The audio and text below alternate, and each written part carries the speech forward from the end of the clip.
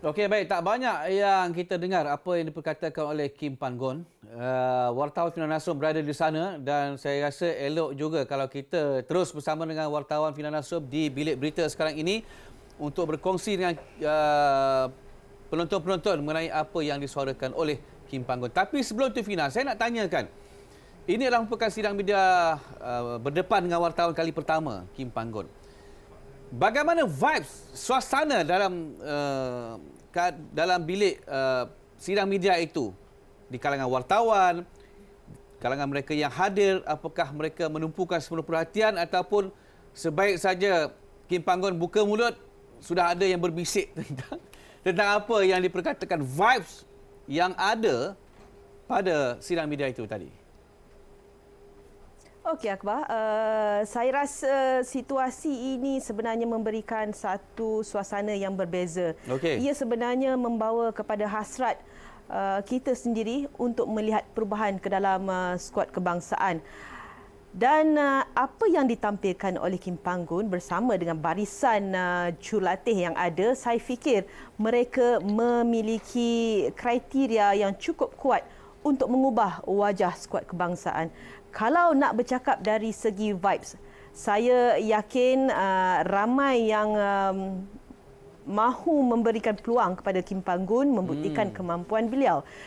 Ini dapat dilihat menerusi persoalan-persoalan yang dilontarkan daripada media kepada Kim Panggon. Mereka sebenarnya begitu berminat untuk mengetahui apakah perancangan Kim Panggon dan yang paling penting, apakah pelaksanaan dalam tempoh jangka masa pendek di mana kita akan berhadapan dengan tugasan yang cukup getir untuk menepati sasaran F30 iaitu layak ke pentas Piala Asia.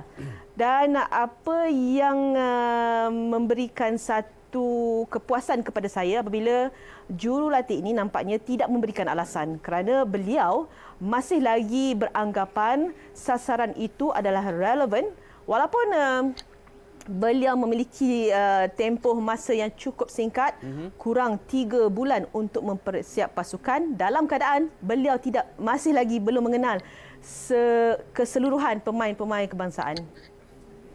Okey. Fina, dalam laporan Fina tadi pun Fina ada mention jugalah tentang slot untuk penolong jurulatih tempatan. Ella Verson, before this memang ramai yang sebut nama Coach Ella. Tapi sekarang ni bila akan diadakan semula interview bersama dengan 7 orang calon tu, apa cerita yang sebenar ni, Fina? Okey, itu vibes kedua, Dayang.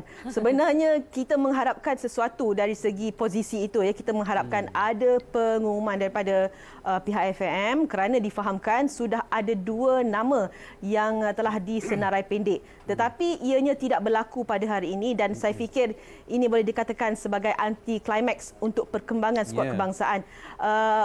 Timbul persoalan apabila Kim Panggon sendiri yang mahu membuat pemilihan, walaupun FAM sebenarnya sudah membawa 2 nama kepada Kim Panggon, tetapi jurulatih kelahiran Korea Selatan ini nampaknya memilih untuk menilai sendiri ke-7 calon yang ada.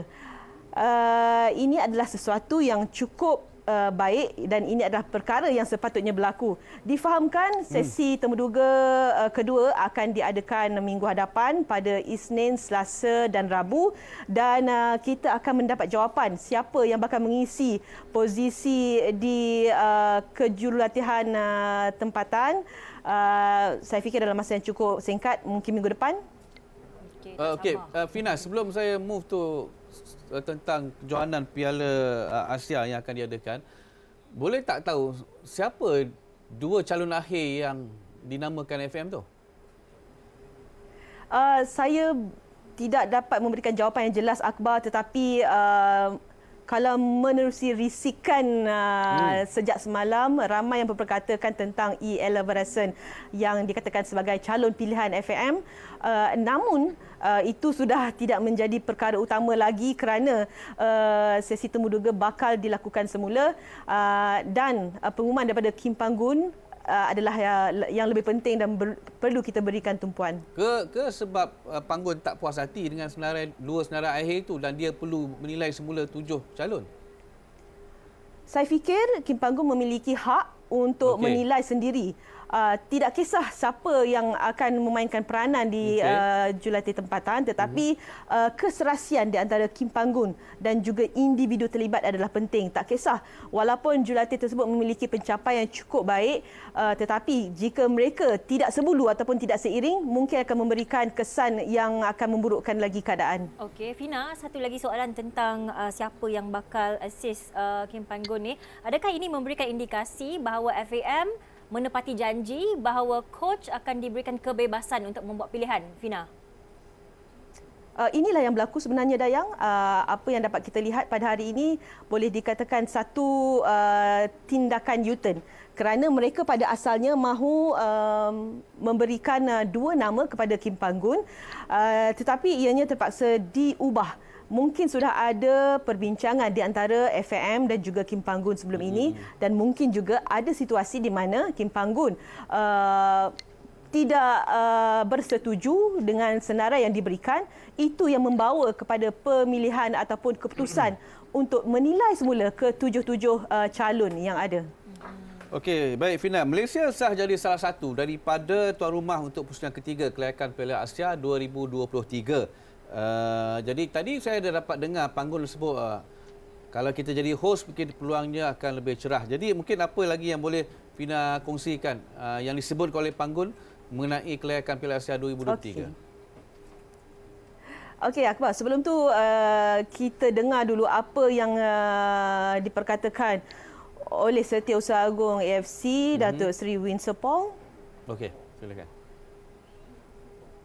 Dan oleh kerana kita sekarang ni dalam tempoh pandemik, jadi salah satu kriteria yang penting yang kita telah menekankan adalah kemudahan kesihatan dan keselamatan. Termasuk juga kapasiti untuk menjalankan testing, PCR dan sebagainya, dan juga kapasiti untuk jika terdapat kes-kes COVID di kalangan pasukan, maka ada kemudahan untuk merawat pemain ataupun pegawai dan sebagainya. Dan juga exemption daripada kuarantin. Kita mendapati kita kata pengesahan daripada dokumen yang kita dapat bahawa pasukan dan juga pengadil yang datang tidak akan menjalani kuarantin kerana mereka berada dalam satu keadaan yang terselamat ataupun bubble. Okey, daripada apa yang diperkatakan oleh Datuk Seri Win Sepong, saya yakin daripada 14 negara yang membida untuk menjadi tuan rumah, Malaysia boleh dikatakan sebagai cukup bertuah kerana mereka terpilih 6 negara yang sepatutnya membawa ataupun menjadi penganjur untuk kejohanan kelayakan Piala Asia pusingan terakhir. Apa yang boleh saya simpulkan di sini,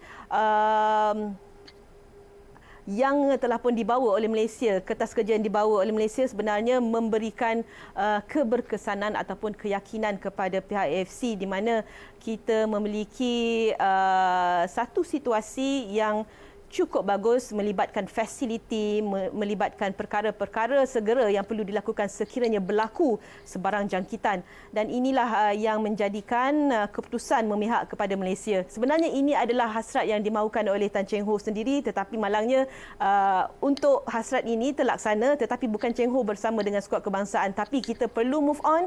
Kita perlu berikan keyakinan kepada Kim Panggun untuk mengubah wajah skuad kebangsaan supaya hasrat untuk melihat skuad negara beraksi di pentas Asia bukanlah omong kosong. Ya. Jadi itulah sebenarnya yang kita harapkan. Apapun, terima kasih Fina Nasrum dengan analisis kita tentang Kim Panggun.